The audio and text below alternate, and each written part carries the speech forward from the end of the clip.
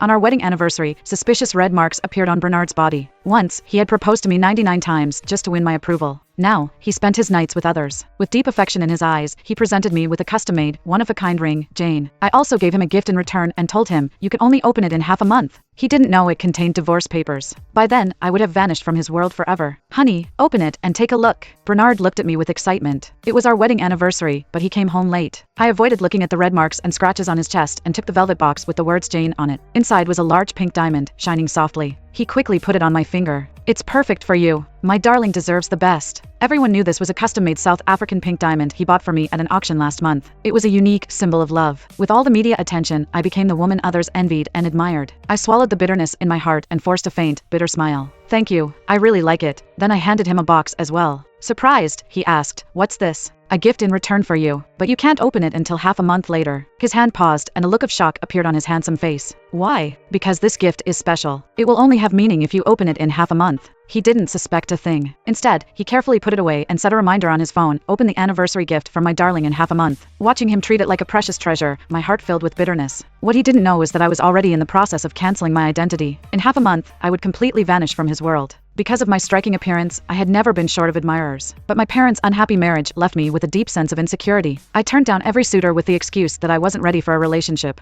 Until Bernard appeared. His persistence was terrifying. No matter how many times I rejected him, he never gave up. He even dove into a freezing Siberian lake without hesitation just to win a brooch I liked. My heart, once hard as iron, slowly began to soften. Even after he won me over, he cherished me deeply, doing everything he could to give me the best the world had to offer. Even when I was afraid of marriage, he proposed 99 times before I finally said yes. The day I put on the engagement ring, I told him through tears, "I will do my best to repay your love, but remember this, if you ever betray me, I will leave without hesitation." Once, everything was so perfect. Until 3 months ago, when he hired a new assistant, Kate. His assistants had always been male. Even when others suggested that female assistants were more detail-oriented, he would always respond sternly, "Having a female assistant could lead to misunderstandings. I want to give my wife 100% peace of mind." Everyone praised him for being a devoted and loving husband. But Kate was the exception. Little by little, Bernard began mentioning her more often. Though he rarely complimented his employees, his lips would always curve into a slight smile whenever he spoke of Kate. "She's a good young woman, ambitious and full of potential." From his words, I learned more and more about Kate. She had come to the city on her own through hard work, from a poor family, with a younger brother. If it weren't for her relentless determination to study, she would have already been sent by her father to work in a factory. At first, I didn't realize there was any problem until the day she came to deliver a document to Bernard. I heard the doorbell ring, went downstairs, and opened the door. A young, delicate face appeared before me. "You're Mrs. Yvonne, right? I'm here to deliver some documents to Mr. Yvonne. He just went out. If you hurry, you might still catch up with him." Her eyes were full of curiosity as she smiled and said, "You're so beautiful. No wonder Mr. Yvonne loves you so much. It's truly enviable." There was something off about her words, and I couldn't help but furrow my brow. She continued nonchalantly, "May I have your number? Next time I deliver documents, I'll check with you first." That's when things started to change. Soon, Kate's message popped up. "Yesterday was your anniversary, right? But he spent it with me." Then came a photo of a trash can overflowing with used condoms. "How about it? Does he have endless passion for you like this?" Ever since she had my number, under the bombardment of her messages, I found out. The Ferris wheel, where we once shared a passionate kiss at the top. He bought it and gave it to Kate. The jewelry I thought was unique to me, Kate had identical pieces. All the love I thought was exclusive, all the attention I believed was mine, had been shared with another woman. Seeing me lost in thought, Bernard's gaze was full of concern. "Honey, what are you thinking about?" The concern in his eyes seemed genuine. I didn't answer. Instead, I asked curiously, "Do you remember what I said when you proposed to me? If you betray me, I will." Before I could finish, he quickly interrupted, "Why bring this up suddenly? Even if every man in the world cheats, I wouldn't." I couldn't help but let out a bitter laugh. Suddenly, Bernard's phone rang with its unique ringtone. A faint, sweet voice could be heard on the other end. His face immediately turned anxious. "There's an urgent matter at the company. I'll be back later to keep you company." Watching him rush off, my heart sank. I followed him and got into a taxi, saying, "Follow the car ahead, the one with the Lamborghini Urus." The taxi stopped at the hidden entrance of a luxurious hotel.